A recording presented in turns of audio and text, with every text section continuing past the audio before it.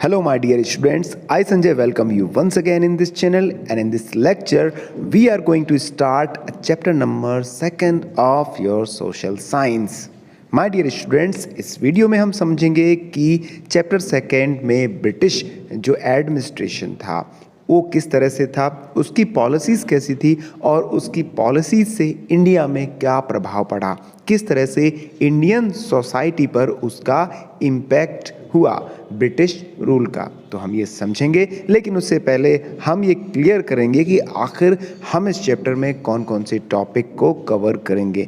My dear students, सबसे पहले हम कवर करने वाले हैं what was meant by dual rule in Bengal. Students, आपको पता होगा कि जब भी ब्रिटिश रूल की बात आती है तो बंगाल सबसे पहले आता है। इसका रीज़न क्या है? देखिए, बंगाल सबसे बड़े रीज़न में से एक था जहाँ पर कि ब्रिटिश गवर्नमेंट का सबसे ज़्यादा एडमिनिस्ट्रेशन था। देखिए, ब्रिटिश रूल में आज की तरह बंगाल का मतलब सिर्फ वेस्ट बंगाल से नहीं था, जो कि मॉडर्न इंडिया का एक स्टेट है। ब्रिटिश रूल में बंगाल का मतलब होता था इंक्लूडिंग वेस्ट बंगाल, बांग्लादेश, उड़ीसा, बिहार और आसपास के जो भी छोटे छोटे स्टेट्स थे, जो छोटे छोटे रीजन्स थे, उनको मिलाकर पूरा का पूरा बंगाल बनता था। तो आप अंदाज़ा लगा सकते हैं कि बंगाल कितना बड़ा रीज़न था ब्रिटिश रूल के लिए। तो हम समझेंगे कि ब्रिटिश रूल जो कि बंगाल में चल रहा था वो डुअल रूल का था। तो हम समझेंगे पहले कि what was meant by dual rule in Bengal. Bengal में डुअल रूल का क्या मतलब था, किस तरह से डबल तरह से वहाँ पर एडमिनिस्ट्रेशन चलता था। थोड़ा सा मैं आपको क्लू यहाँ पर देना चाहूँगा कि एक तरह से तो वहाँ पर जो पहले से राजा महाराजा हुआ करते थे उनका रूल चलता था। उसके बाद जैसे ही बंगाल को ब्रिटिश ईस्ट इंडिया कंपनी ने कैप्चर किया, अपने हैंड ओवर लिया, उसके बाद उनका भी कंट्रोल होने लगा था। तो अब वहाँ की पब्लिक को अपने नवाब साहब, अपने राजा साहब की बात तो माननी ही पड़ेगी। उसके साथ साथ जो ब्रिटिश ईस्ट इंडिया कंपनी के गवर्नर्स के जो रूल्स रेगुलेशंस थे उनको भी फॉलो करना होता था। देन हम समझेंगे what were the main provisions of regulating act and Pitt's India act. देखिए, एक्ट का मतलब होता है कानून।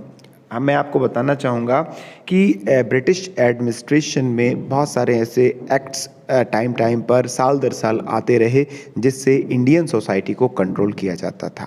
चाहे वो टैक्स लेने की बात हो, सिक्योरिटी की बात हो, जॉब्स की बात हो, तो इनको लेकर जो गवर्नर जनरल्स होते थे वो उनके गाइडेंस में ये एक्ट बनाए जाते थे और उनको इंडियन सोसाइटी के द्वारा फॉलो किया जाता था। तो उन्हीं में से काफ़ी ज़्यादा इम्पैक्ट किया इंडियन सोसाइटी पर तो वो प्रोविजंस थे रेगुलेटिंग एक्ट और पिट्स इंडिया एक्ट। तो ये रेगुलेटिंग एक्ट और पिट इंडिया एक्ट्स क्या थे, किस तरह से इनका प्रभाव पड़ा, वो हम समझेंगे।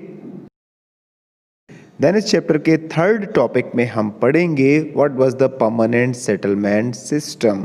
परमानेंट सेटलमेंट सिस्टम क्या था?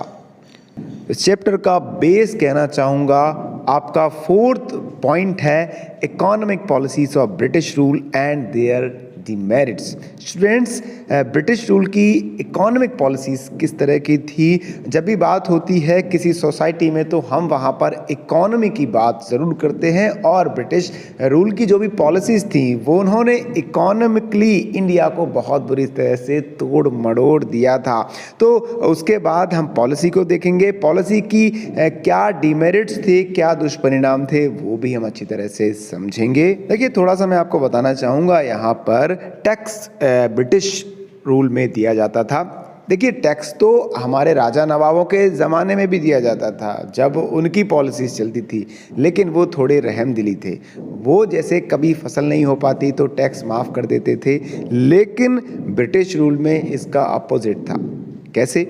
आपको टैक्स देना पड़ेगा ईयरली, एक लिमिटेड अमाउंट का होता था जो ब्रिटिश रूल में साल दर साल बढ़ता जाता था। इनकेस अगर आपकी फसल बर्बाद हो गई है फ्लड से या ड्रॉट से, तो वो कोई रहम करने वाले नहीं हैं। आपकी फसल बर्बाद हो गई, आप टैक्स पे नहीं कर पा रहे हैं, तो ज़मीन ब्रिटिश ईस्ट इंडिया कंपनी के नाम कर दो, ये सिस्टम था। तो इससे काफ़ी सारी ज़मीनें indirectly British east India company के पास चली गई, उन पर कंट्रोल हो गया किसका? ईस्ट इंडिया कंपनी का।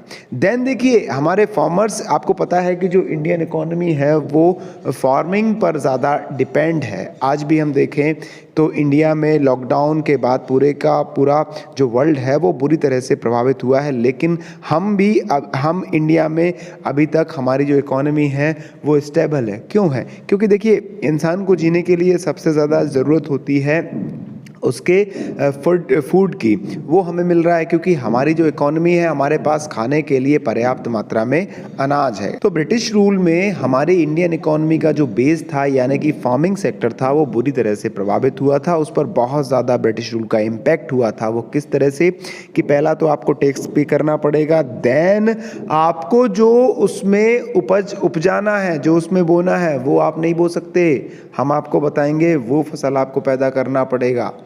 इंडियन फार्मर्स चाहते थे कि हम खाने के लिए गेहूं उगाएं, धान उगाएं, चावल उगाएं, दाल चावल, जो मतलब खाने पीने की चीज़ें होती थी वो उनका मेन टारगेट होता था।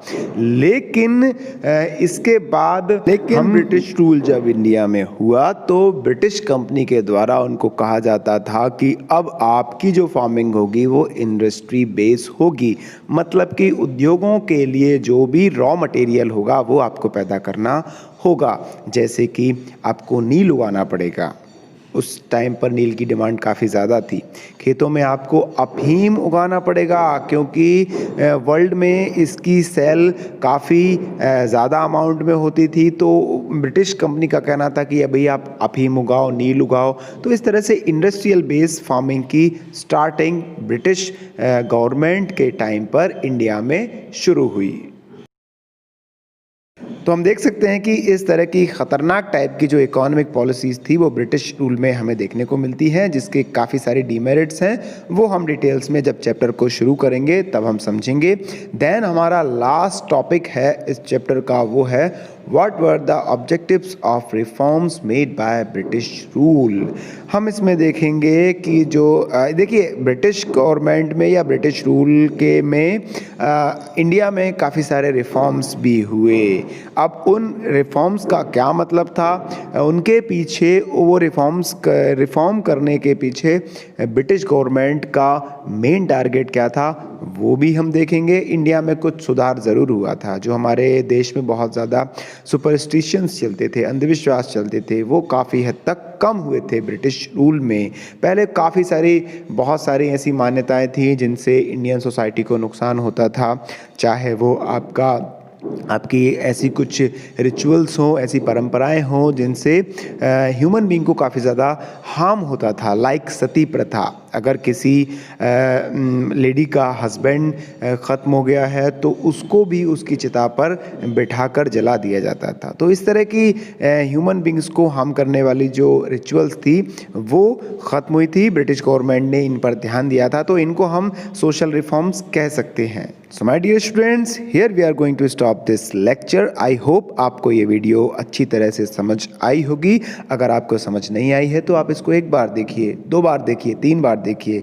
आई होप आपको अच्छी तरह से समझ आ जाएगी स्टूडेंट्स। और अगर आप चाहते हैं कि इसी तरह के लेक्चर्स आपको लगातार मिलते रहें तो हमारे चैनल को अभी आप रेड कलर का जो सब्सक्राइब नीचे आपके मोबाइल में लिखा हुआ है उस पर क्लिक करके चैनल को सब्सक्राइब कर दीजिए। साथ ही नोटिफिकेशन जो बेल आइकन बना हुआ है नोटिफिकेशन का, उस पर क्लिक करके नोटिफिकेशन ऑल को ऑन कर दीजिए, ताकि जो भी लेक्चर हम 8th क्लास के सोशल साइंस सब्जेक्ट के बनाएंगे वो आपके मोबाइल में ऑटोमेटिकली पहुंच सके।